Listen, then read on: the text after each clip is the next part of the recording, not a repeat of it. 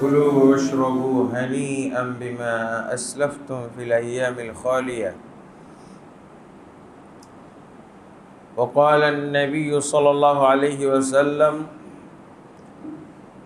أفضل الصيام بعد شهر رمضان شهر الله الذي تدعونه المحرم، وأفضل الصلاة بعد الفريضة قيام الليل، رواه مسلم وغيره। আলহামদুলিল্লাহ, আল্লাহ তাবারক ওয়া তাআলার অসংখ্য অগণিত তারিফাত যে আল্লাহ তাবারক ওয়া তাআলা আমাকে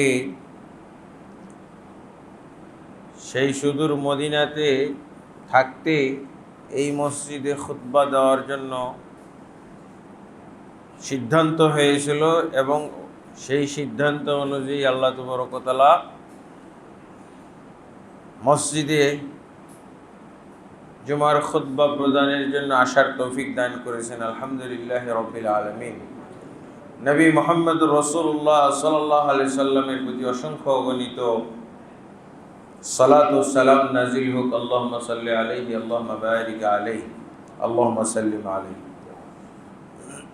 অতঃপর সঙ্গত কারণেই আমাদের আজকের খুতবা মুহররম বিষয়ে হবে, যেহেতু এটা মুহররম মাস চলছে। আর এই মুহররম মাস হচ্ছে আরবি বা ইসলামী মাস সমূহের প্রথম মাস। আরবি মাস প্লাস ইসলামী মাস, ইসলামী ক্যালেন্ডার। ইসলামী ক্যালেন্ডার শুধুমাত্র এই আরবি মাসকেই বলা যায় আরবি, এছাড়া আর অন্য কোনো সন, অন্য কোনো বাংলা বলেন, ইংরেজি বলেন, এগুলো কিন্তু ইসলামী মাস বা ইসলামী বছর বলা যায় না বা ইসলামী ক্যালেন্ডার বলা যায় না। কারণ দেখা যাবে যে আরবি মাস এর সম্পর্ক কিসের সাথে? ইবাদতের সাথে। ইসলামের বিভিন্ন বিধিবিধানের সম্পর্ক হলো আরবি মাসের সাথে। অতএব মুসলমানদের মূল ক্যালেন্ডার হলো আরবি বা ইসলামী ক্যালেন্ডার। আলহামদুলিল্লাহ, এই মাসটা বিশেষ ইবাদত দেওয়ার দ্বারাও সাজানো হয়েছে। এই মাসের মোটামুটি আমরা যদি ফজিলত খুঁজতে যাই তাহলে 4 ধরনের ফজিলত পাওয়া যায়। 1 নম্বর ফজিলত হচ্ছে যে আল্লাহ তাবারক ওয়া তাআলা আরবি 12টি মাসের মধ্যে যেই মাসগুলোকে, এমনি আরবি 12টি মাসের মধ্যে এই মুহররম মাস আসার কারণে কিন্তু একটা ফজিলত। আর একটা হলো বিশেষ ফজিলত, যে আরবি 12টি মাসের মধ্যে 4টি মাসকে আল্লাহ তাবারক ওয়া তাআলা নিজেই বিশেষ সম্মানিত মাস হিসেবে ঘোষণা করেছেন এবং এটা সূরা তাওবার 36 নম্বর আয়াত। এখানে আল্লাহ কি বলছেন? ইন্না ইদ্দাতাশ শুহুরি ইনদাল্লাহি 12 শাহরা ফি কিতাবিল্লাহ। নিশ্চয়ই আল্লাহর নিকটে মাসের গণনা হলো 12টি। আল্লাহর দৃষ্টিতে, এটা কোরআনে আল্লাহ বলছেন। আর ইংরেজি মাস, বাংলা মাস আমাদের দৃষ্টিতে। আর আল্লাহর দৃষ্টিতে কি? নিশ্চয়ই আল্লাহর দৃষ্টিতে, আল্লাহর নিকটে মাসগুলোর গণনা হচ্ছে 12টি ফি কিতাবিল্লাহ। আর এটা আল্লাহর কিতাবে লিপিবদ্ধ করা হয়েছে, আল্লাহর কিতাবে এটাকে সংরক্ষণ করা হয়েছে, সিদ্ধান্তটাকে আল্লাহ লিখে দিয়েছেন। এবং এটা কখন? ইয়াউমা খালাকাস সামাওয়াতি ওয়াল আরদ, যেদিন আল্লাহ আসমান জমিন সৃষ্টি করেছিলেন সেই দিন এই আরবি মাস 12টি মাস নির্ধারণ করা হয়েছে। তাহলে ইতিহাস পাওয়া যাচ্ছে, তাই না? আরবি মাসের একটা ইতিহাস পাওয়া যাচ্ছে। আর এই ইতিহাস লেখককে স্বয়ং আল্লাহ রব্বুল আলামিন। আর কত পুরান ক্যালেন্ডার এটা, কত পুরানা ক্যালেন্ডার! আল্লাহ নিজেই বলছেন ইয়াউমা খালাকাস সামাওয়াতি ওয়াল আরদ, যেদিন আল্লাহ আসমান সমূহ এবং জমিন সমূহকে সৃষ্টি করেছিলেন, সেদিন তিনি এই তারিখ নির্ধারণ করেছিলেন, মাস নির্ধারণ করেছিলেন, বছরের এই গণনা নির্ধারণ করেছিলেন। এরপরেই তো হলো আল্লাহ 6 দিনে সৃষ্টি করেছেন আসমান জমিন। তো আগে তাহলে আসমান জমিন সৃষ্টিরও আগে তারিখ, আরবি তারিখ, তার আগে। এরপরে আল্লাহ তখন আমাদেরকে গণনা দিয়েছেন আসমান সৃষ্টি কয় দিনে করেছেন, জমিন সৃষ্টি কয় দিনে করেছেন। আজকে সেগুলো নিয়ে আলোচনা না। এরপরে আল্লাহ নিজেই বলছেন মিনহা আরবাআতুন হুরুম, এই 12টি মাসের মধ্যে 4টা হলো বিশেষ মর্যাদাপূর্ণ হারাম মাস। এবং রাসূলুল্লাহ সাল্লাল্লাহু আলাইহি ওয়াসাল্লাম এই হারাম মাসগুলোর ব্যাখ্যা দিয়েছেন। সহিহ বুখারী সহ অন্যান্য গ্রন্থের মধ্যে পাওয়া যায় যে হারাম মাসগুলো, আরবি 12টা মাস আমাদের সবার মুখস্থ করা উচিত। যদি ইসলামী রাষ্ট্র হয় তাহলে আরবি মাস বা আরবি ক্যালেন্ডারকে ফরজ করে দিত।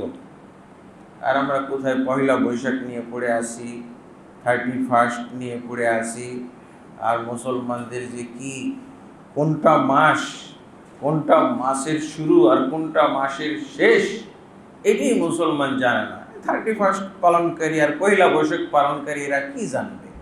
এরা হিন্দু না মুসলমান সেটাই তো বোঝা যায় না। হ্যাঁ, হিন্দু মুসলমান এরা হলো জগা খিচুড়ি মার্কা ধর্ম পালনকারী। পয়লা বৈশাখ পালনকারী একজনও মুসলমান হওয়ার কথা না, বুঝেছেন? একজনও মুসলমান হওয়ার কথা না আল্লাহর কাছে। আর আমাদের দেশটিতে একজন আর একজনের দৃষ্টিতে খুব পাক্কা মুসলমান, কিন্তু আল্লাহর দৃষ্টিতে মুসলমান হওয়ার সুযোগ নাই। এরপর 31 যারা পালন করে তাদেরও মুসলমান হওয়ার, মুসলমান পরিচয় বহন করার কোনো অধিকার নাই। কিন্তু এদেরকে দিয়ে আমরা 95% মুসলমান গণনা করি। এগুলো মুসলমান গণনা করাটা ইসলামের জন্য বেইজ্জতি। এই পয়লা বৈশাখ পালনকারী, 31 পালনকারী, এটাই হলো ইসলামের জন্য লজ্জাজনক। এরা মুসলমান, এটা পরিচয় দেওয়াটা হলো অত্যন্ত লজ্জাস্কর বিষয়, যে পরিচয় দেওয়াটাই ঠিক না। মুহররম মাস, এটা হলো মুসলমানদের প্রথম মাস। মুহররম মাস হলো আরবি প্রথম মাস। আল্লাহ যে 4টা মাসকে হারাম করেছেন সেই মাসগুলোর মধ্যে হলো প্রথমটা হলো হারাম, প্রথম মুহররম। আর তার আগের বছর শেষের 2টা মাস কি যুলকাদা, যুলহিজ্জা। তাহলে যুলকাদা, 11 নম্বর মাস, যুলহিজ্জা এটা হলো 12 নম্বর মাস, যে মাসে হজ পালন করে। মুহররম, তাহলে পাশাপাশি 3টা মাস, শেষের 2 মাস আর প্রথম 2 মাস, এই কারণে পাশাপাশি 3টা মাস। আর একটা হলো রজব। এই 4টা মাস হলো বিশেষভাবে হারাম মাস। এই মাসগুলোকে হারাম করার কারণে দেখা যায় যে মক্কার কাফের মুশরিকরাও এই 4টা মাসকে হারাম জানত। তারা যখন ইব্রাহিম আলাইহিস সালামের দিনকে বিকৃত করে ফেলে, তখন তারা এই হারাম মাসগুলোর গণনা ঠিক রাখত, কিন্তু মাসগুলোর নাম ঠিক রাখত না। কারণ এই হারাম মাস কেন? এই হারাম মাসে পাপ পঙ্কিলতা যুদ্ধ বিগ্রহ এগুলো বিশেষ সতর্কতার সাথে বন্ধ রাখতে হইতো, বিরত থাকত। বিশেষভাবে আপনি পাপ থেকে বেঁচে থাকেন, মসজিদে আসলে পাপ থেকে বেঁচে থাকার একটা প্রবণতা চলে আসে, তাই না? মসজিদে আসি, রমজান মাস, এমনি একটা প্রবণতা থাকে। এই 4টা মাসের মধ্যে মানুষের একটা প্রবণতাও ছিল, হারাম জানা, পাপ কাজ করা যাবে না।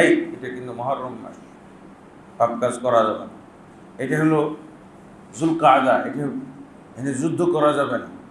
কিন্তু পরবর্তীতে যেমন বেদাত, নতুন নতুন আবিষ্কার, এই নতুন আবিষ্কারের কারণে কি হয়, অতীতের সব ধর্ম ধ্বংস হয়ে গেছে। নতুন হয় একটা জিনিসকে নতুন করার জন্য আপনি কি করবেন, আগপিস করবেন, আগপিস করলে ওটা নতুন হয়ে গেল। একটু চেঞ্জ করবেন, তাহলে ওটা নতুন হয়ে গেল। ঠিকই আছে, তো জাহেলি যুগের লোকেরা এরা আগপিস করে ফেলত। এটাকে আল্লাহ ঘোষণা দিয়েছেন জিয়াদাতুন ফিল কুফর, ইন্নামান নাসিউ জিয়াদাতুন ফিল কুফর। যারা এই হারাম মাসগুলোকে আগপিস করে, এটা শুধু কুফরি না, কুফরির উপরে মাত্রা বাড়ানো, কুফরির মাত্রা বাড়ানো, আর কিছু না। আল্লাহর দৃষ্টিতে কি, এই যে হারাম মাসগুলোর ক্ষেত্রে বেদাত করা, চেঞ্জ করা, এটাকে আল্লাহ কি বলছেন, জিয়াদাতুন ফিল কুফরি, কুফরির ক্ষেত্রে মাত্রা বাড়ানো, আর কিছু না। ওরা কি করতো, যে হারাম মাসে, মুহররম মাসে আমাদের উপর ওরা অত্যাচার করলো, আমাদের লোককে পিটাইলো, আমাদের বিরুদ্ধে এই অ্যাকশন নিল, আচ্ছা ঠিক আছে, এইবারের হারাম আমরা জানবো সব কি, মুহররম সফর মাসকে মুহররমের পরিবর্তে হারাম জানবো, আর মুহররম মাসে চালাও যুদ্ধ। এই মাসের পরিবর্তে সফর মাসটাকে আমরা হারাম জানলাম কেন? তাজা টাটকা অবস্থায় ওরা আমাদের লোককে মেরেছে, দেরি করা যাবে না, ঠান্ডা হওয়া যাবে না। মুহররম মাসে মেরেছে, আমরাও মুহররম মাসেই মারবো, মুহররম মাসেই তাদের বিরুদ্ধে যুদ্ধ করব। তাহলে কি করতে হবে, এই মুহররমটাকে এবারের মতো আমরা হালাল মনে করলাম, আর এর পরিবর্তে পরবর্তী দ্বিতীয় মাসটাকে, এটাকে সফর মাসকে আমরা হারাম, 4 পুরা হয়ে গেল। বুঝেছেন? আল্লাহ এটার নাম বলেছেন ইন্নামান নাসিউ জিয়াদাতুন ফিল কুফর। এই একই ধারা, বেদাতের ধারা কিন্তু এটাই। দেখেন তাহলে জাহেলি যুগের লোকেরা ইব্রাহিম আলাইহিসসালাতু ওয়াস সালামের দ্বীনকে কিভাবে ধ্বংস করেছে, বেদাত দিয়ে। বেদাত মানে চেঞ্জিং, আপনি একটার জায়গায় আরেকটাকে বসিয়ে ফেললেন। এই বেদাতের ধারা চলতি আছে বিভিন্ন জায়গায়, দেখবেন দুরুদের জায়গায় মিলাদ বসাই নিছে। এই যে সালাতের পরে জিকিরের জায়গায় মোনাজাত বসাইছে, জিকিরের জায়গায় মোনাজাত বসাই, এই কুফরি। এগুলো কি, জিয়াদাতুন ফিল কুফর, জিয়াদাতুন ফিল বিদআহ। বেদাতের ক্ষেত্রে মাত্রাতিরিক্ততা। তাহলে এখানে আমরা 2টা ফজিলত পাচ্ছি। 1 নম্বর হলো মুহররম মাস আল্লাহর নির্ধারিত 12টি মাসের একটি মাস। দ্বিতীয় ফজিলত হলো এটি 4টি বিশেষভাবে হারামকৃত সম্মানিত মাসের মধ্যে পড়ে মুহররম মাস। তৃতীয় আরেকটা ফজিলত হলো, এটা আল্লাহ রাসূল সাল্লাল্লাহু আলাইহি ওয়াসাল্লামের হাদিসে পাওয়া যাচ্ছে, যেটা আর কি কিছুটা বিশেষ আমাদেরকে দিক নির্দেশনা দিচ্ছে। আল্লাহ রাসূল সাল্লাল্লাহু আলাইহি ওয়াসাল্লাম বলছেন, আবু হুরায়রা রাদিয়াল্লাহু বর্ণিত হাদিসে, আফদালুস সিয়ামে বা'দা শাহরি রমাদান, রমজান মাসের পরে সবচেয়ে উত্তম সিয়াম হলো মুহররমের সিয়াম। শাহরুল্লাহিল মুহররম, আল্লাহর মাস মুহররমের। মুহররমটাকে আল্লাহর মাস বলা হয়েছে। সবগুলোই তো মাস আল্লাহর, কিন্তু আল্লাহ মুহররম মাসকে বিশেষভাবে আল্লাহর মাস বলেছেন, কারণ রমজানের পরে সবচেয়ে শ্রেষ্ঠ মাস হলো মুহররম মাস। আফদালুস সালাতি বাদাল ফরিদা, এবং ফরজ সালাতের পরে সবচেয়ে উত্তম সালাত হলো কিয়ামুল লাইল, রাতের বেলায় নফল সালাত, তাহাজ্জুদের সালাত, কিয়ামুল লাইল, এটা হলো সবচেয়ে উত্তম। এইগুলো হলো মুহররমের বিশেষ ফজিলত। আরেকটা আল্লাহ রাসূল সাল্লাল্লাহু আলাইহি ওয়াসাল্লাম বলছেন, তাহলে শাহরুল্লাহ, এই যে আল্লাহর মাস বলা, এটা একটা এই মাসের বিশেষ ফজিলত। তারপরে এই হাদিসেই পাওয়া যাচ্ছে যে এই মুহররমের মাসের সিয়াম রমজানের পরে পরে শ্রেষ্ঠ সিয়াম। এরপরে আরেকটা ফজিলত আল্লাহ রাসূল সাল্লাল্লাহু আলাইহি ওয়াসাল্লাম বিশেষভাবে বলেছেন। সহিহ মুসলিম শরীফের আরেকটি হাদিস, আল্লাহ রাসূল সাল্লাল্লাহু আলাইহি ওয়াসাল্লাম বলছেন, আমি আল্লাহর কাছে আশা রাখি যে মুহররমের সিয়ামের মাধ্যমে আল্লাহ পুরো এক বছরের গুনাহ মাফ করে দিবেন। আল্লাহু আকবার। পুরো এক বছরের গুনাহ আল্লাহ মাফ করে দেন এই মুহররমের সিয়ামের মাধ্যমে। তাহলে এগুলো হলো মোটামুটি মুহররম মাসের ফজিলত। 4 থেকে 5টি ফজিলত আমরা পাইলাম। এখন এই যে সিয়াম, লাস্টের যে ফজিলতটা আমরা শুনলাম, মুহররমের সিয়াম হলো রমজানের সিয়ামের পরে শ্রেষ্ঠ সিয়াম। এই সিয়াম পালন, এটাই হলো আমাদের জন্য আমলযোগ্য, পালনযোগ্য বিষয়। আর বাকি ফজিলতগুলো আমাদের বিশ্বাসের ব্যাপার। বাকি ফজিলতগুলো কি? আকীদার ব্যাপার, বিশ্বাসের ব্যাপার। এগুলো আমরা বিশ্বাস রাখব যে এই মুহররম মাস হলো শ্রেষ্ঠ ইসলামী মাসের একটি মাস। মুহররম মাস হলো 4টি হারাম মাসের মধ্যে একটি মাস। আর এই মাসটার সেই হিসেবে মর্যাদা দান করব। বিশেষভাবে পাপ পঙ্কিলতা থেকে বেঁচে থাকার চেষ্টা করব। সবসময় তো পাপ পঙ্কিলতা থেকে বেঁচে থাকা উচিত মুসলমানের, কিন্তু মুহররম মাস আসলে বা 4টি হারাম মাসে বিশেষভাবে মনে করে, আরে এটা মুহররম মাস, মুহররম মাস, এই যে মুহররম মাস মনে করে পাপ থেকে বেঁচে থাকা, এটা কিন্তু আল্লাহকে সম্মান করা হয়। এই মাসকে সম্মান করা মানে কি? আল্লাহকে সম্মান করা। আল্লাহ এই মাসগুলো বা সম্মান করতে বলেছেন। আর আমাদের করণীয় হলো, বিশেষ করণীয় এই মাসে হলো সিয়াম। আল্লাহ রাসূল সাল্লাল্লাহু আলাইহি ওয়াসাল্লাম যেটা বললেন যে এই মুহররম মাসের সিয়ামের মাধ্যমে আল্লাহ গোটা এক বছরের গুনাহ মাফ করে দেন। আল্লাহু আকবার। নেকি অর্জনের চাইতে গুনাহ মাফের গুরুত্ব বেশি দেওয়া উচিত। গুনাহ হলো জাহান্নামের খোরাক। আপনার গুনাহ থাকলে, নেকি কম থাকলেও সমস্যা নাই, কিন্তু গুনাহ যদি থাকে তাহলে এই গুনাহ আপনাকে নিয়ে যাবে কোথায়? জাহান্নামে। এই জন্য নেকি অর্জনের চাইতে, নেকি করার চাইতে পাপ থেকে বেঁচে থাকার গুরুত্বটা বেশি দিতে হবে। আমি নেকি করাকে গুরুত্ব বেশি দেব নাকি পাপ থেকে বেঁচে থাকাকে বেশি গুরুত্ব দেব? এটা একটা কিন্তু গুরুত্বপূর্ণ ব্যাপার। কোনটাকে প্রাধান্য দেব? নেকি করার ব্যাপার আছে, আর একটা হলো গুনাহ থেকে বাঁচার ব্যাপার আছে, গুনাহ ত্যাগ করার ব্যাপার আছে। তো গুনাহ ত্যাগ করাটাকে অগ্রাধিকার দিতে হবে নেকি করার চাইতে। নেকি অর্জনের চাইতে গুনাহকে ত্যাগ করা। কিন্তু আমাদের সমাজে দেখা যায় যে খালি ফজিলত। ফজিলত মানে কি? নেকি অর্জন, নেকি, নেকি টোকানো, নেকি কোথায় আছে? গুনাহ থেকে বেঁচে থাকার ব্যাপারে গুরুত্বই দেওয়া হয় না।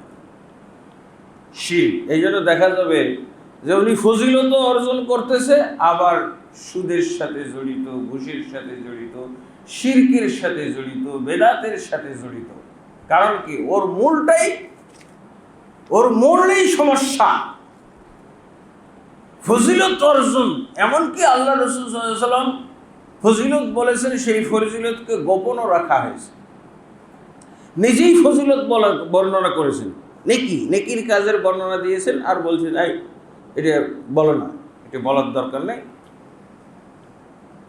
যেমন লা ইলাহা ইল্লাল্লাহ পড়লে, লা ইলাহা ইল্লাল্লাহ আশহাদু আল্লা ইলাহা ইল্লাল্লাহ ওয়া আন্না মুহাম্মাদুর রাসূলুল্লাহ পড়লে জান্নাতে চলে যাবে। সাহাবী এই কথাটা শুনে খুশি হয়ে গেছে, বলছি ইয়া রাসূলুল্লাহ, তাহলে আমি এটা বলে বেড়াই, খুব ভালো লাগছে আমার কথাটা, আমি রাস্তাঘাটে মানুষের সমাজে প্রচার করি এটা। আল্লাহ রাসূল সাল্লাল্লাহু আলাইহি ওয়াসাল্লাম কি বললেন? লা হাত্তা ইয়াত্তাকিলু, না, আমি তোমাকে বলেছি এটা বলে বেড়ার দরকার নেই। তা আলহামদুলিল্লাহ, এটা অবশ্য সাহাবী মরার পূর্ব পর্যন্ত এই সাহাবী মুআজ বিন জাবাল রাদিয়াল্লাহু আনহু ইনি এটার প্রচার করেননি, মৃত্যুর আগে প্রচার করেছে। কিন্তু অন্য সাহাবীরা প্রচার করেছিলেন, অন্য বর্ণনাকারী সাহাবীরা প্রচার করেছিলেন, কিন্তু মুআজ বিন জাবাল এটা প্রচার করেননি। মরার আগে প্রচার করেছিলেন, এলেম গোপনকারী হিসেবে, যাতে উনি আল্লাহর কাছে অপরাধী সাব্যস্ত না হয়। তাহলে কি করতে হবে? পাপ থেকে বিরত থাকাকে অগ্রাধিকার দিতে হবে। সাহাবায়ে কেরাম এটাকে তারা খুবই ফজিলতের চাইতে গুনাহ ত্যাগ, গুনাহ মাফ, এইটাকে বেশি প্রাধান্য দিতেন, এইটার জন্য বেশি উদ্বুদ্ধ হইতেন। যদি বলা হতো এত নেকি, তার চেয়ে বেশি এই এত নেকি অর্জনের চাইতে যদি বলা হতো যে তোমার গুনাহ মাফ করে দেওয়া হবে, এতে বেশি উদ্বুদ্ধ হইতেন। এক সাহাবী আল্লাহ রাসূল সাল্লাল্লাহু আলাইহি ওয়াসাল্লামের কাছে এসে বলছেন, ইয়া রাসূলুল্লাহ, এই যে আপনার সাথে আমি যুদ্ধে এসেছি, জিহাদ করতে এসেছি, বলেন তো আমি যদি মারা যাই তাহলে কি হবে? এই জিহাদে যদি কাফেরদের হাতে আমি নিহত হই, শহীদ হয়ে যাই, আমার পুরস্কারটা কি? আল্লাহ রাসূল সাল্লাল্লাহু আলাইহি ওয়াসাল্লাম বলছেন কি, ইয়াগফিরুল্লাহু, পুরস্কার হলো এটা যে তুমি যদি এই জিহাদে মারা যাও তাহলে আল্লাহ তোমার সব গুনাহ মাফ করে দিবেন। আল্লাহু আকবার। একেবারে এমন উদ্বুদ্ধ হয়ে ঝাঁপিয়ে পড়ছে। সাহাবী আমর ইবনুল আস রাদিয়াল্লাহু আনহু, তিনি আল্লাহ রাসূল সাল্লাল্লাহু আলাইহি ওয়াসাল্লামের কাছে এসেছেন বায়াত নিতে, ইসলাম গ্রহণ করবেন। তো ইসলাম গ্রহণ করার পূর্বে জাহেলি যুগের লোকদেরও এই পাপবোধটা ছিল। তো উনি আল্লাহ রাসূল সাল্লাল্লাহু আলাইহি ওয়াসাল্লামের দিকে হাত বাড়িয়ে দিয়েছেন। ইসলাম গ্রহণের একটা নিয়ম ছিল যে কালেমা পাঠ করেই আল্লাহ রাসূল সাল্লাল্লাহু আলাইহি ওয়াসাল্লাম ইসলামে দীক্ষিত করতেন। আরেকটা সিস্টেম ছিল হাতে হাত দিয়ে বায়াতের মাধ্যমে ইসলামে দীক্ষিত করতেন। হাতে হাত রেখে কালেমা পড়তো, হাতে হাত রেখেও পড়েছে এবং হাতে হাত না দিয়েও ইসলাম গ্রহণ করেছে, শুধুমাত্র কালেমা পাঠের মাধ্যমে। এই সাহাবী আল্লাহ রাসূল সাল্লাল্লাহু আলাইহি ওয়াসাল্লামের সাথে হাতে হাত রেখে ইসলাম গ্রহণ করার জন্য হাতটা বাড়িয়েছে। হাত বাড়ানোর পর সে আবার হাতটা টেনে নিল, তো বলে কি ব্যাপার, তুমি হাত বাড়িয়ে আবার টেনে নিলে, ইসলাম গ্রহণ করতে এসেছো, হাত বাড়িয়ে টেনে নিলে কেন? তো সাহাবী কি বলল? বলছি, ইয়া রাসূলুল্লাহ, আমার শর্ত আছে, এই শর্তটা আপনাকে শোনাই, যে আমি জীবনে এত গুনাহ করেছি, এত অপরাধ চর্চা করেছি, এত পাপ পঙ্কিলতাতে আমি নিমজ্জিত ছিলাম, এই পাপ বোধ আমাকে খুব কুরে খাচ্ছে, আমি খুবই অস্বস্তির মধ্যে আছি। এই যে যদি আমি ইসলাম গ্রহণ করি তাহলে আমার এই পাপগুলো কি হবে? আল্লাহ রাসূল সাল্লাল্লাহু আলাইহি ওয়াসাল্লাম কি বলেন? আল ইসলামু ইয়াহদিমু মা কানা ক্বাবলা। শোনো, তুমি ইসলামের মাধ্যমে অতীতে যত গুনাহ ছিল সমস্ত গুনাহ আল্লাহ মাফ করে দেন। আল্লাহু আকবার। ইসলাম হলো এমন জিনিস, এমন কি হাক্কুল ইবাদ, বান্দার হকও যদি নষ্ট করে থাকে ইসলাম গ্রহণের আগে, তাহলে সেটাও আল্লাহ মাফ করে দেবে। ইসলাম হলো এমন জিনিস, আল ইসলাম ইয়াহদিমু মা কানা ক্বাবলা, অতীতের যত গুনাহ আছে সমস্ত গুনাহ আল্লাহ মাফ করে দেন। এইটা শুনে বেচারা আর দেরি করে নাই, সাথে সাথে ইসলাম গ্রহণ করেছে। আর ওই সাহাবী যখনই শুনেছে যে তুমি শহীদ হয়ে গেলে, তুমি যদি কাফেরের হাতে এই যুদ্ধের ময়দানে মৃত্যুবরণ করো, সাথে সাথে তোমার সমস্ত গুনাহ মাফ হয়ে যাবে। একেবারে আর দেরি নাই, ঝাঁপিয়ে পড়েছে যুদ্ধের মধ্যে এবং তিনি শহীদ হয়ে গেছেন। আলহামদুলিল্লাহ। শুধু কোন কোন বর্ণনায় আছে একজন সাহাবীকে বলছিলেন যে শোনো শোনো, তাকে রিটার্ন ফিরে আসার বললেন, এই শোনো, বলছে ইল্লা দাইন, সব মাফ করে দেন, কিন্তু যদি ঋণ তোমার থাকে, কারো কাছে ঋণ নিয়েছো, সেই ঋণ পরিশোধ করনি, এরকম যদি হয় তাহলে কিন্তু তোমার মাফ হবে না, ঝুলন্ত থাকবে। তোমার পক্ষে কেউ যদি ঋণটা পরিশোধ করে তবে তুমি রেহাই পাবে, কারণ ঋণ পরিশোধ করা। তবে ইসলাম গ্রহণের আগে যদি এরকম হয়ে থাকে তাহলে সমস্যা নাই।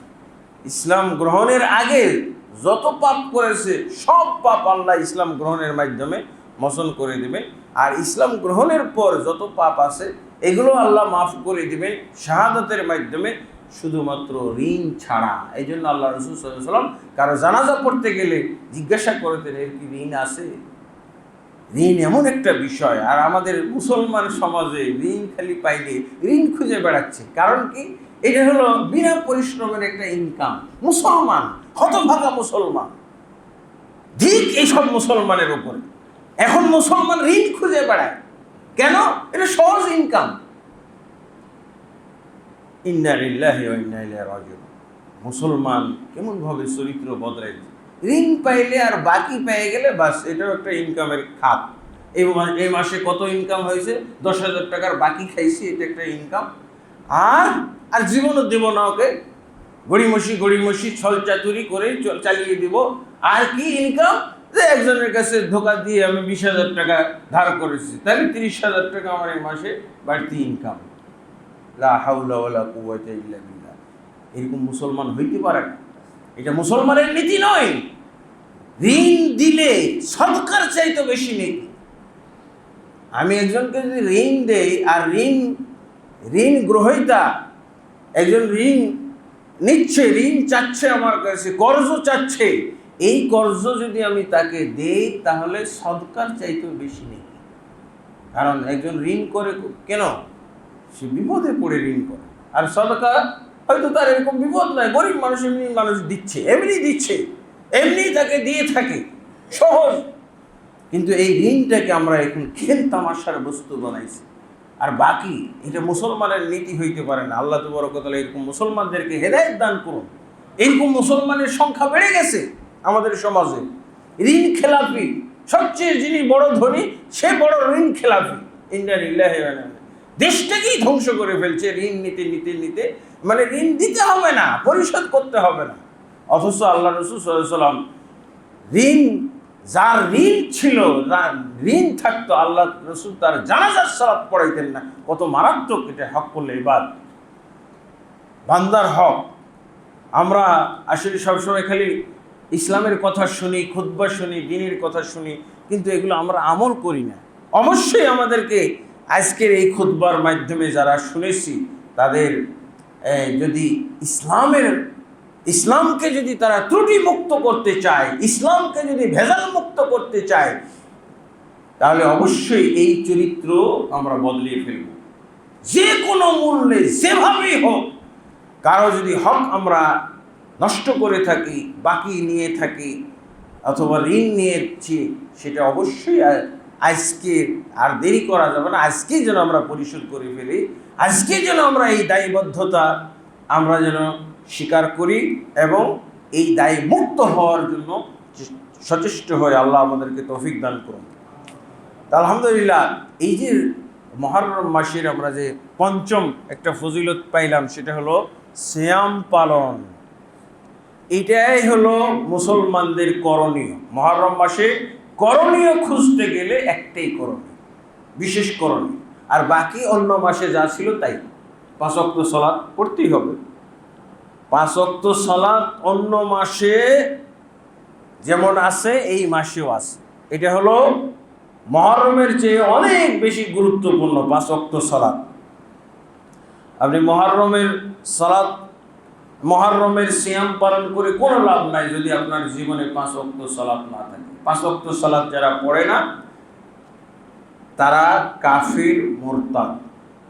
এই ফতোয়া আমরা মক্কা মদিনার আলেমদের থেকে শুনি, হাদিসে পাওয়া যায় আর মক্কা মদিনার আলেমদের কাছ থেকে পাওয়া যায়।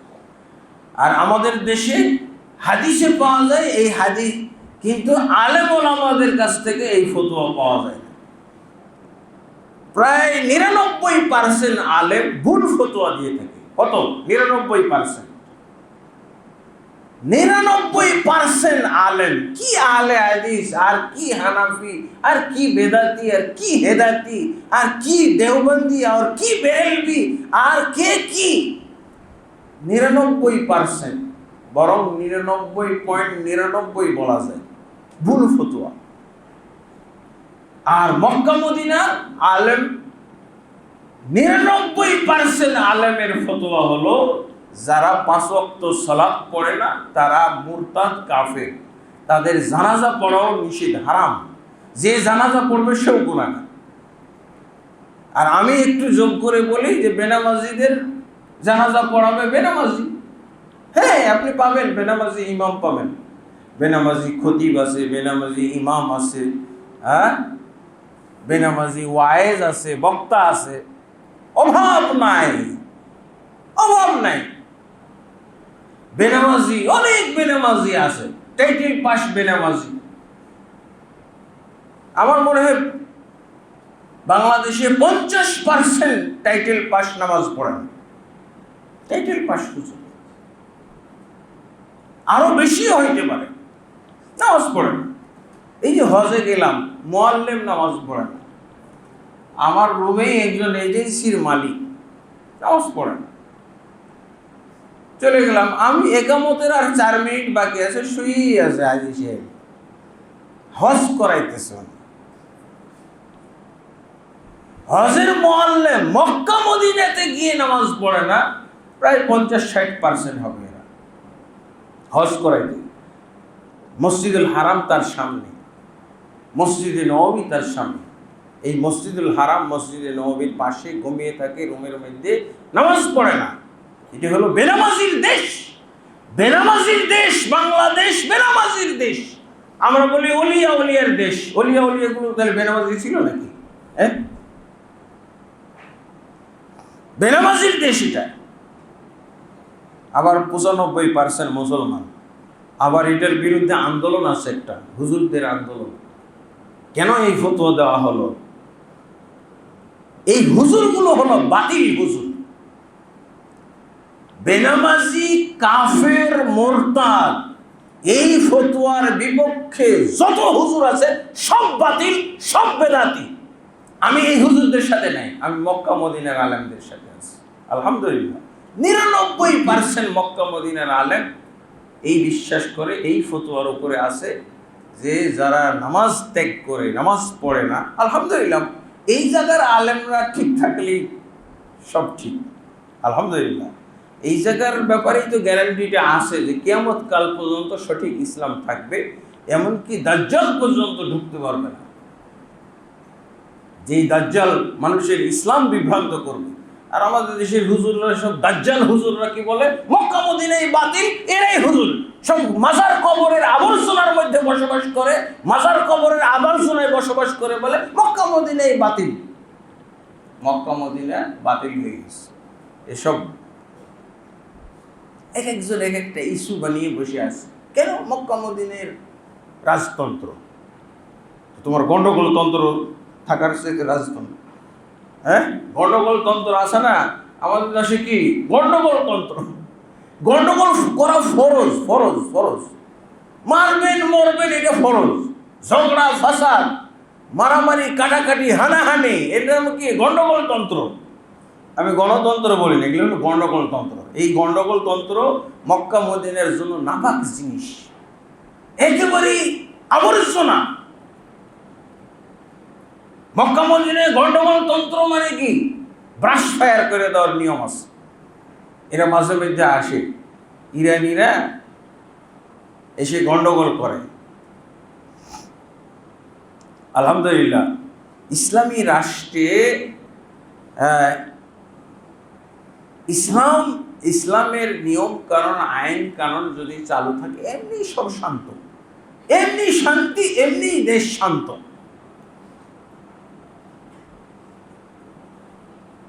আর এই দেশের বিরুদ্ধে যত বদনাম, আর আমাদের দেশে সব সাধু এবং সব পাক্কা মুসলমান, যেখানে হুজুরদের অবস্থা এরকম, 99.99 জন হুজুর বলতেছে কি নামাজ না পড়লেও ইসলাম ঠিক আছে, নামাজ না পড়লে কি মুসলমান ঠিক আছে।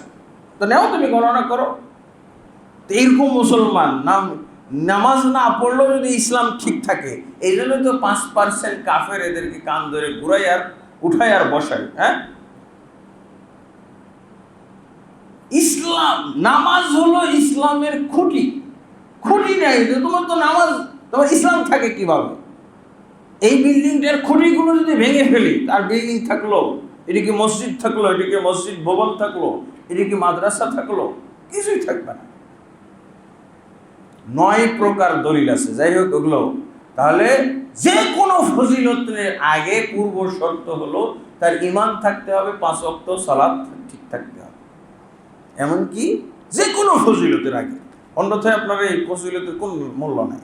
ফজিলত হলো বাংলাদেশে, আমাদের দেশে, ভারতবর্ষে ফজিলত হলো একটা আবর্জনার মতো বানাই ফেলছি আমরা। ফজিলতটাকেও আবর্জনার মতো জিনিস বানিয়ে ফেলেছি। টঙ্গী ইজতেমায় আপনি যাবেন, 49 কোটি, আরে আল্লাহ, গইনেই শেষ করা যাবে। মক্কা মদিনার ফজিলত তো গনে শেষ করা যায়, কিন্তু টঙ্গীর এই ইজতেমার ফজিলত গনে শেষ করতে পারবে না। 49 কোটি সওয়াব। এই জন্য এই ফজিলত গুলোই আমাদের জন্য এখন কাল হয়ে দাঁড়াইছে। এই ফজিলত পাগল, এই ফজিলত প্রিয়, ফজিলত প্রতি আকর্ষণ, এটাই আমাদের ইসলাম বিমুখতার কারণ। ফজিলত আমি নিয়মতান্ত্রিক ভাবে নিব, সহি দলিলের ভিত্তিতে নিব, সহি হাদিসের ভিত্তিতে নিব। এইসব আবল তাবল আবর্জনার থেকে আমি ফজিলত কুড়াইতে যাব কেন? আমি ডাস্টবিন থেকে ফজিলত কুড়াইতে যাব কেন?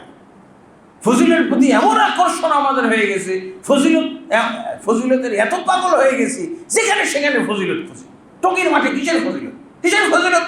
ফালতু কথাবার্তা। তাহলে বিশেষ ফজিলত হলো সিয়াম, কিয়াম না। এই মাসের বিশেষ ফজিলতের মধ্যে কিয়ামও নাই, শুধু সিয়াম। সাদাকা নাই, হজ উমরা নাই, অন্য আর কোনো ফজিলত নাই, শুধুমাত্র তারপরে দাওয়াত খাওয়ানো ইত্যাদি, কবর জিয়ারত, এগুলো কিছুই নাই, শুধু সিয়াম। আর সিয়াম কয়টা? আশুরা। আল্লাহ রাসূল সাল্লাল্লাহু আলাইহি ওয়াসাল্লাম আশুরার সিয়ামের কথা হাদিসে স্পষ্ট করে বলেছেন। এবং এই আশুরার সিয়ামের 4টা আমরা স্তর পাই। এই যে মুহররমের সিয়াম, আশুরা মানে 10ম তারিখ, এই 10ম তারিখের সিয়াম, এটাকে 10মকে আশুরা বলা হয়, আরবিতে আশুরা। আর এই আশুরার সিয়ামের 4টা মতো স্তর পাওয়া যায়। প্রথম স্তর হলো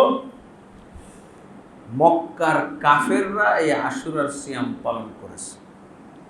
মক্কার কাফেররা যখন আল্লাহ রাসূল সাল্লাল্লাহু আলাইহি ওয়াসাল্লাম কি বলে নবী হননি, নবী হওয়ার আগে আমাদের দেশের বেদাতিরা এত কিছু বাড়াবাড়ি করে যে মুহাম্মদ সাল্লাল্লাহু আলাইহি ওয়াসাল্লাম কি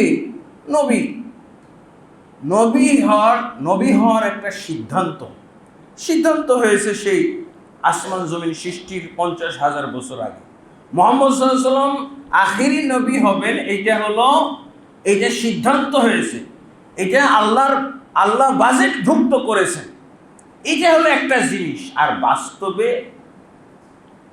ঘটে যাওয়া, বাস্তবে প্ল্যান, দেখেন একটা বিল্ডিং তৈরি করা আছে রাস্তার পাশে, একটা গর্তের মধ্যে 30 ফিট হয়তো পানি আছে, এই গর্তের উপরে একটা বিল্ডিং এর প্ল্যান করা আছে 20 বছর যাবত। দেখছেন না আপনি, সাইনবোর্ডে লেখা আছে প্ল্যান, কয়তলা, কিভাবে, ওর সামনে গাড়ি রাখা আছে, পার্কিং রাখা আছে নিচতলা, হ্যাঁ আছে না, 20 বছর যাবত। এটা হলো প্ল্যান। আল্লাহ এরকম একটা প্ল্যান করে রেখেছেন আসমান জমিন সৃষ্টির 50,000 বছর আগে। তখন রাসূলুল্লাহ সাল্লাল্লাহু আলাইহি ওয়াসাল্লাম আখিরি নবী, সিদ্ধান্তে আখিরি নবী, কিন্তু বাস্তবে আখিরি নবী তিনি সবার পরে। আখিরি নবী মানে কি? আল্লাহ রাসূল সাল্লাল্লাহু আলাইহি ওয়াসাল্লাম নিজেই তো বলেছেন, আনা আখিরুল আম্বিয়া, আমি সমস্ত নবীদের শেষ। এই বেটা, এই হাদিস তুই পড়িস না, খালি ব্যাখ্যা পারিস আর হাদিস পড়তে জানিস না। না, কদিন আগে তোর পার চললো মুহাম্মদ সাল্লাল্লাহু আলাইহি ওয়াসাল্লাম কি 40 বছর বয়সে নবুয়ত প্রাপ্ত হয়েছে। এই কথাটা নিয়ে বেদাতিরা, পাক্কা বেদাতি, খাঁটি বেদাতি, নির্ভেজাল বেদাতি, যারা তাকে বেদাতি বলবে না তারাও বেদাতি, এরকম লোকগুলো খেপে গেল। বলছে মুহাম্মদ সাল্লাল্লাহু আলাইহি ওয়াসাল্লাম, তো এই হাদিসগুলো তুই পড়বি না কেন? তুই কিসের তুই আশেকে রাসূল? তুই রাসূলের হাদিস পড়িস না, তুই কিসের আশেকে রাসূল? আশেকে শয়তান। এই যে আল্লাহ রাসূল বললেন আনা আখিরুল আম্বিয়া, আমি নবীদের সর্বশেষ, এটার কি করবি? এটার কি করবি?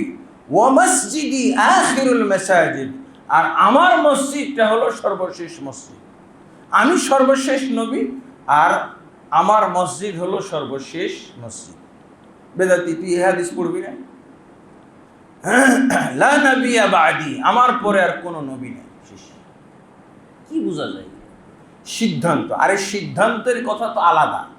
সিদ্ধান্তের কথা সেই নবী সাল্লাল্লাহু আলাইহি ওয়াসাল্লাম, মুহাম্মদ সাল্লাল্লাহু আলাইহি ওয়াসাল্লাম যেমন আসমান জমিন সৃষ্টির 50,000 বছর আগে মুহাম্মদ সাল্লাল্লাহু আলাইহি ওয়াসাল্লাম আখিরি নবী। আমি আকরামুজ্জামান সেদিনই ছিলাম এই কি বলে দক্ষিণখান হাজীবাড়ি মসজিদের খতিব, সেই দিন। আজকের আমি যে খতিব হব, খুতবা দেব, সেদিনের সিদ্ধান্ত এটা। আমি যে মুহাম্মদ সাল্লাল্লাহু আলাইহি ওয়াসাল্লামের উম্মত, হতভাগা একজন উম্মত, সেদিনেরই সিদ্ধান্ত এটা। যেদিন মুহাম্মদ সাল্লাল্লাহু আলাইহি ওয়াসাল্লাম নবী হওয়ার সিদ্ধান্ত, আখিরি নবী হওয়ার সিদ্ধান্ত হয়েছিল, সেদিনই আমি আকরামুজ্জামান আখিরি উম্মতের একজন সদস্য, এটাও সিদ্ধান্ত হয়েছিল। কি রে পাগল, এই বেহুশ কিসের সাথে কি লাগায়? দু কথাই তো ঠিক আছে। মুহাম্মদ সাল্লাল্লাহু আলাইহি ওয়াসাল্লাম সিদ্ধান্তে, প্ল্যানিং এর মধ্যে, প্ল্যান পাস হওয়ার সময় আখিরি নবী আকরামুজ্জামান আখিরি নবীর উম্মত, একই দিনের কথা। আমি কি নাচবো এখন? নাচানাচি শুরু করব? আমার কি নাচানাচির কোনো যুক্তি আছে? বাস্তবে যেটা সেটাই হলো। আল্লাহ রাসূল বাস্তবতার উপরে ভিত্তি করে কি বলছেন? ওমা মুহাম্মাদুন আবা আহাদিম মির রিজালিকুম ওয়ালাকিন রাসূলুল্লাহ ওয়া খাতামান নবী। মুহাম্মদ সাল্লাল্লাহু আলাইহি ওয়াসাল্লাম কোনো পুরুষ ব্যক্তির পিতা নন, বরং তিনি হলেন রাসূলুল্লাহ, আল্লাহর রাসূল, ওয়া খাতামুন নবিয়্যিন, এবং সর্বশেষ নবী। এই পাগল, এই আয়াত তুই পড়বি না? তোকে এই আয়াত পড়তে হবে না, কে বললো? ইবলিস বলে দিছে তুই এই আয়াত পড়বি না? আল্লাহ নিজে বলছেন ওয়া খাতামুন নবিয়্যিন, সমস্ত নবীদের শেষ। শেষটা কি শুরুতে থাকে নাকি? সিদ্ধান্তে সেদিন ছিল। সিদ্ধান্তে কি ছিল? প্ল্যান পাস হওয়ার সময় যে আগে আদম তৈরি হবে, তারপর আদম প্রথম নবী হবে, তারপরে মুহাম্মদ সাল্লাল্লাহু আলাইহি ওয়াসাল্লাম শেষ নবী হবে। এটা হলো সিদ্ধান্ত। তো সিদ্ধান্তের কথা শুনেই তুই পাগল হয়ে গেছিস। তারপরে একটা জাল হাদিস তারা পড়ে। যাই হোক, আজকে এগুলো সময় না। তাহলে তো কাফেররা, মক্কার কাফেররা এই সিয়াম পালন করেছে।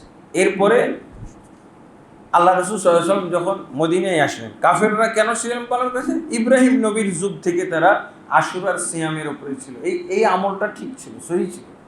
আল্লাহ রাসূল সাল্লাল্লাহু আলাইহি ওয়াসাল্লাম নবী হওয়া ছাড়াই এই যে কুরাইশদের দেখা দেখি আল্লাহ রাসূল নিজেও সিয়াম পালন করতেন, কিন্তু কোনো সাহাবীকে বলেননি তোমরা সিয়াম পালন করো।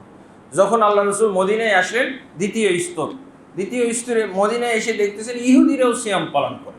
পরে আল্লাহ রাসূল সাল্লাল্লাহু আলাইহি ওয়াসাল্লাম জিজ্ঞেস করলেন, তোমরা সিয়াম পালন করো কেন এই দিনে? তোরা বললো যে আমরা সিয়াম পালন করি এই জন্য যে মুসা আলাইহিস সালাতু ওয়াস সালাম এই দিন নাজাত পেয়েছিলেন ফিরআউনের জুলুম নির্যাতন থেকে, এবং ফিরআউনকে সদল বলে আল্লাহ ধ্বংস করেছেন। শুকরিয়া স্বরূপ আমরা এই দিনে সিয়াম পালন করি।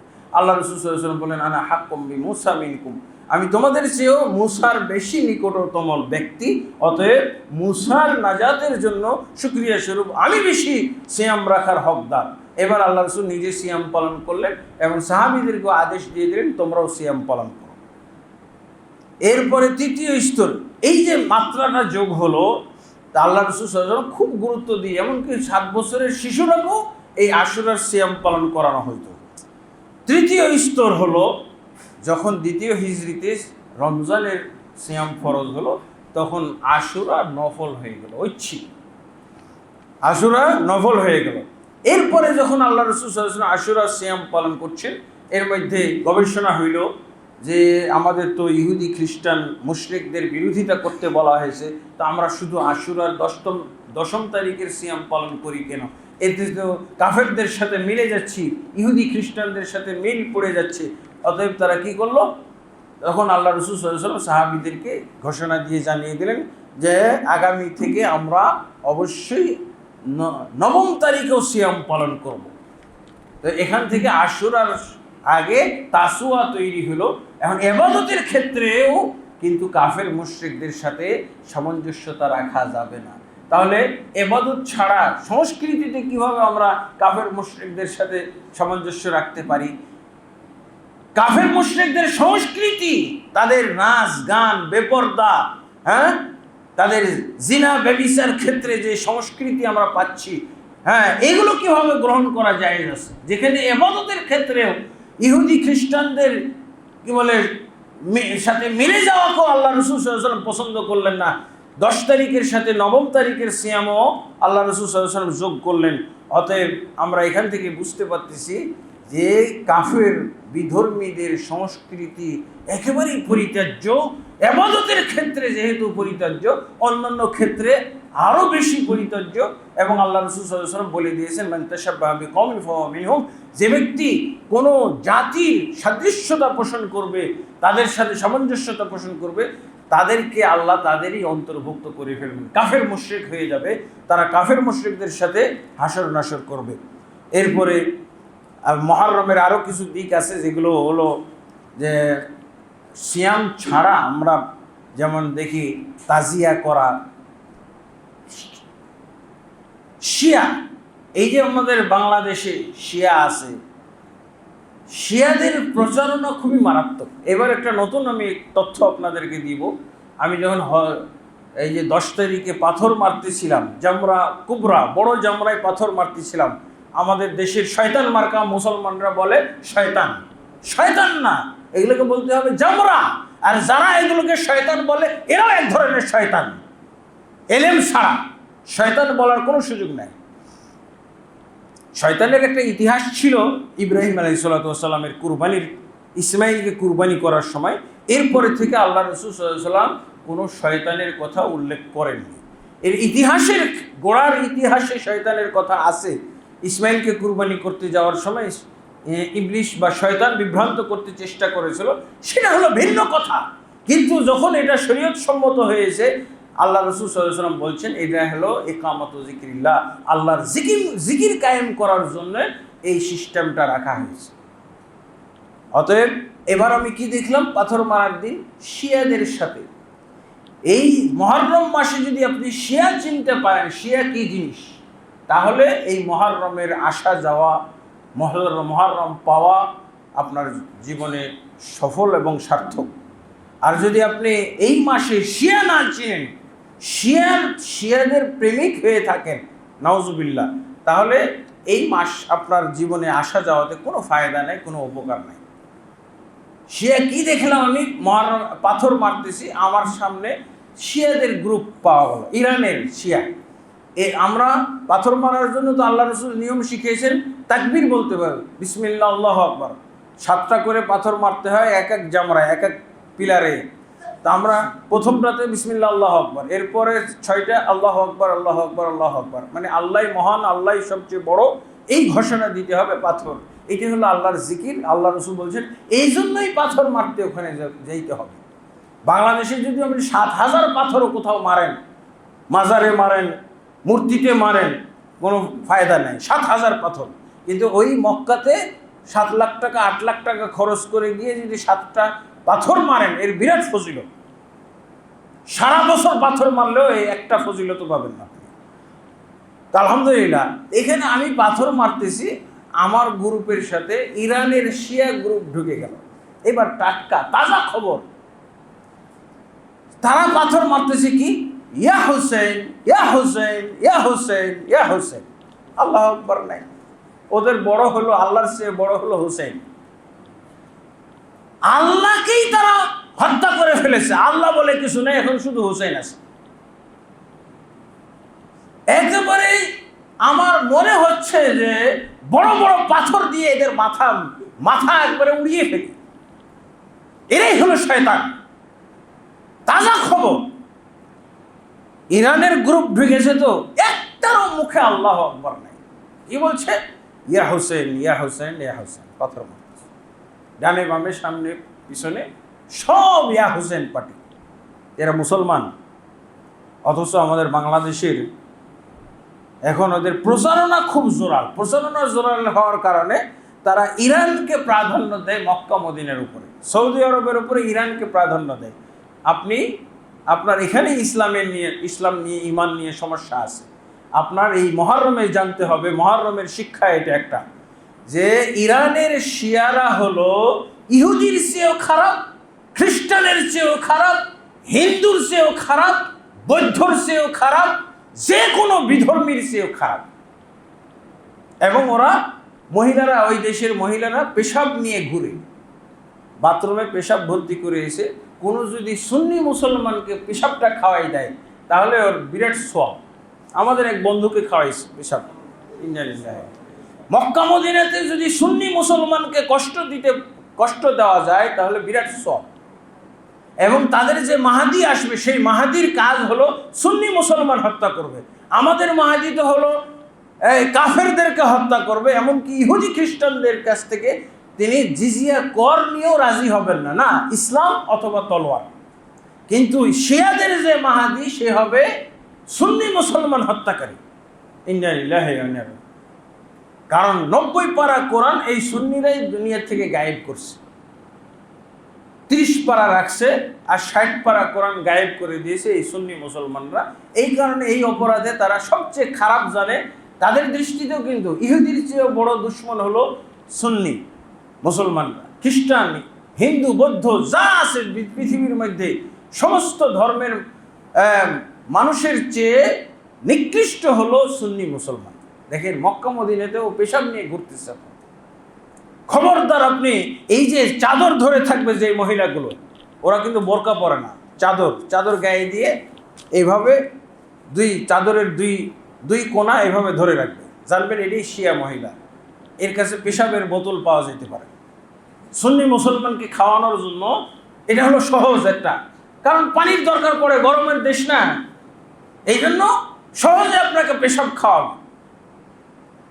আল্লাহ তাবারক ওয়া তাআলা আমাদেরকে বুঝার তৌফিক দান করুন, আমাদেরকে সচেতন হওয়ার তৌফিক দান করুন, আমাদেরকে ইসলামের উপরে সচেতন হওয়ার, ইসলামকে সচেতনতার সাথে ইলমের সাথে পালন করার, এবং ইসলাম বিরোধী যা কিছু আছে, ইসলাম বিরোধী সংস্কৃতি, ইসলাম বিরোধী বিভিন্ন ধরনের মতবাদ, এবং ইসলাম বিরোধী যে সমস্ত জাতি গোষ্ঠী আছে, তাদের ব্যাপারে আল্লাহ আমাদেরকে এই মুহররম মাসে সতর্ক এবং সচেতন হওয়ার তৌফিক দান করুন। আল্লাহুম্মা আমিন। আস্তাগফিরুল্লাহ লি ওয়া লাকুম ওয়া লিসাইরিল মুসলিমিন ফাস্তাগফিরুহু ইন্নাহু গফুরুর রহিম।